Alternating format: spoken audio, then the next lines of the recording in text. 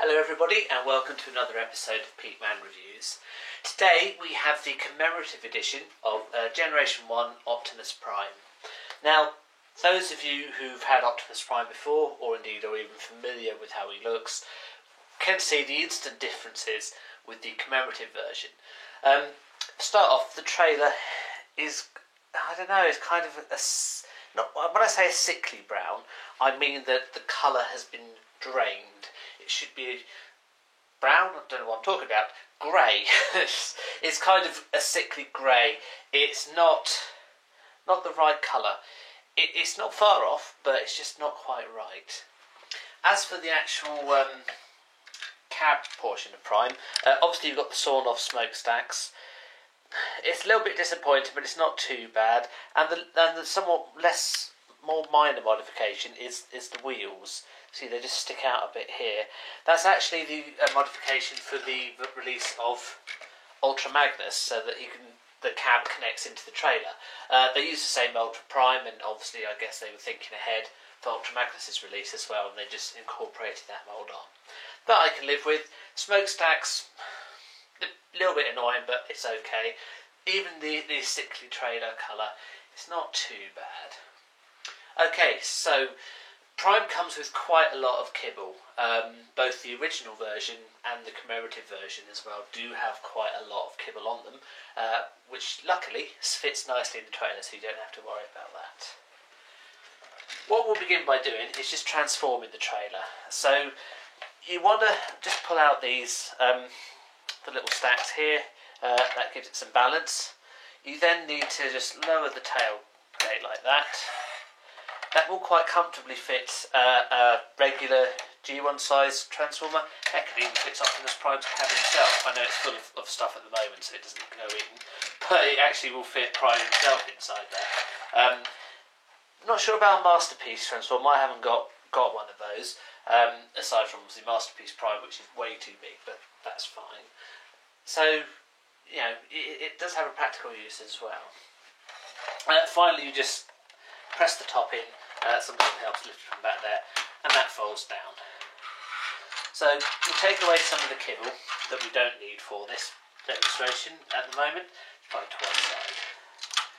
What's quite nice about this is it does retain a lot of the original stickers.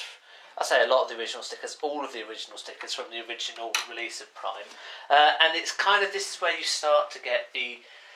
I think it was Prime Diaclone, or was he? I think it's called Mega Man series. I'm not sure if that is right for Mega Man, because I know that's a different game as well. But anyway, you can see where there's lots of room for other little cars, little characters to fit in, and the trailer becomes a battle station. Just transform this to get this up out of the way too. Another obvious change, by the way, with the commemorative release is the incredibly oversized missile launchers, which don't actually fire. Look, you see? So put it in, press it in, and you probably didn't actually notice that. It went from, so that's flush, all the way up to there. Barely half a centimetre. Kind of pointless. However, if you treat them not as missiles but as lasers, well, yeah, I can kind of buy it if I think hard about it. It comes with these things here, so a little grappling gun and the radar, which does rotate. I think they are, again, the colour's a little bit off, but otherwise they're not too bad. In terms of leftover from his previous life, before pre-Transformers, so you've got here, this, here we are, this flips up here, where a little man can sit, in there. Again, you've got a command chair here and another command chair here. I must admit, I've never seen Prime in the pre-Transformers era, so it would be quite useful. I guess we can all have a search for other clips on YouTube. Just have a look and see when you actually have the pre-Transformers version of Prime and the little men, how effective it actually is. Because it might work quite well. Roller. Character hardly ever appeared anywhere for it. Again, Roller is very clearly designed for these little men as well, who all sit in the seats here. He comes with the little gun on there, and he even comes with the original fueling tank as well. fueling tank, petrol tank, whatever. And the idea is that fits in there like so, and it's not really home for that. It just kind of, you can kind of loop it around so it fits in roller. I have to admit, I did have Prime as a kid. I don't really remember that at all, so clearly I lost the little fuel pump a long time ago. I suppose it might be a spot welder as well, perhaps. I wonder if Prime can hold it. Oh, we can. There we are. I've never tried that before. Again, I think I probably lost these quite early on as a kid, so I've never tried them. I would imagine, therefore, that Prime's gun will also fit in roller. There we go. Now, it does fit in there. I remember, again, back in the day, this used to actually launch him. Does it launch him still? It does, but how fast? Pretty good, actually, isn't that? It's quite an impressive launch. So, again, we just do it like that. I'm going to put my hand here just to stop it. And if I put my hand there, you, of course, can't see a thing. So I'm going to put the hand this side. Quite effective launch mechanism on there. I don't know if that's been a de-enhanced spring or not from the originals. It's been such a long time since I had the original Prime that I have forgotten. Those of you who do, put a comment, let me know. A bit for interest, and roller does fit in there. Okay, so off to our main guy himself, Optimus. Very easy transformation, as you would expect from an original Transformer. Quite a satisfying one too. Just before we do that though, I just want to point out the colours. Now these are the correct colours. You know, they're primary colours, they're bold colours. They actually look really good. They really do bring back some memories for me. And they're really good colour scheme for him too. Very strong. Probably, and I know this sounds weird given the very versions of Prime, but they're probably the best colours of Prime. In fact, they are absolutely perfect for the G1 one. I don't know if they've got any more chrome or not, and if they have, hey, it works for me. But they look right. I think that's probably the key thing. Detailing is pretty good. At the time, lots of little rivets, a lot of rivets in fact. Proper solid metal. This part which flips down, again you've got little seats for the little men, is actually metal. Which is nice, but lots of detailing in the grille is particularly good as well. So that's nice to see. Okay, transforming him. Legs flip up like that, very simple. That's his feet, like so. You're most of the way there now. Arm just flips up like that, flicks up like that, and then this flips out. So you've got the Autobot symbol facing that way. Same again on that side, again Autobot symbol, head, flip up. What's also very nice for this version, for the original G1s, is the fact it's a full head. I know there's not a lot of detail on the back, but it isn't a plate or something, it is a full-size head. It's actually considerably more detailed than the Power Master version of Prime 2. Actually, the head's a very nice sculpt too, even with some nice little detailing above. It's a classic Prime head, isn't it? One thing I do notice with the commemorative edition is this leg doesn't quite go all the way forward, which is possibly a flaw with this Prime, possibly a flaw with the commemorative release, which is disappointing. Hands, so these are the bits that you lose from your original Primes. This slot in there, same again there.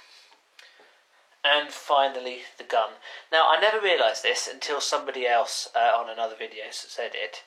Prime actually holds the gun not in the holster, holster, what am I talking about? Not in the handle, which is quite obviously here, but on the magazine case. You never noticed that before, but it's when you actually think about it, it's really obvious. That's the handle, because that's the trigger, and that's the magazine case, so it's meant to be held like that. It said it's always held like that.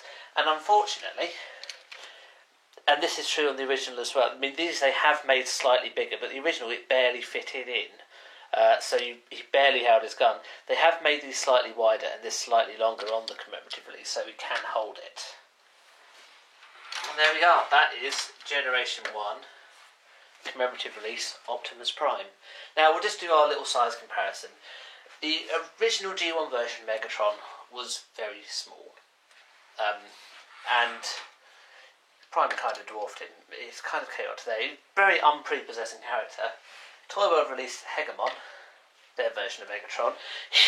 Typically he's now taller than Prime, so you know, which way one do you go? Personally, I prefer that version of Megatron. It's extremely good. Yes, that version of Prime's a bit dwarfed by it. However, Megatron does go very well with the Masterpiece edition of Prime. However, Prime compares very favourably to the G1 characters of the time, such as Silverstreak here. Prime's towers over him. That's right, that should be. He is, after all, the Autobot leader. Silverstreak he is not. And then we compare him with Starscream. Bit closer to height. It's fine. Looks good. Prime's still taller, and it works well. So he is one of the larger original Wave 1 releases of the Transformers. Obviously later on people like Soundwave, who is also a Wave 1 release, and Shockwave, who in many ways was the first Transformer to be released for a number of regions, tower over Prime, so there's never been a true unified height. Strictly speaking, Prime should be taller than most of the other Autobots, and on a par with most of the Decepticon leaders. I suppose there's no real Bible that says that. Why should that actually be true? After all, if you go for size-making leaderships, then surely someone like Trypticon or Metroplex should be the leaders, and they're not. Anyway, I digress. Compared with the original Prime, in many ways the commemorative release is inferior, in that the colour schemes of the trailer is wrong, the shortened smokestacks, and it's just not, it is lacking a little bit. The positives are they've corrected the handle, so the gun, so while he's still holding it by the magazine, it actually fits in and doesn't fall off. That's a good sign to see. And let's face it, to get an original Prime in mint condition is going to set you back quite a bit. So why not pick up a commemorative release? They still aren't the cheapest around now, just because of the fact that it's been a while since they've released. Stupidly, something like 12 years ago, which frankly is a bit shocking when you think about how quickly the time goes.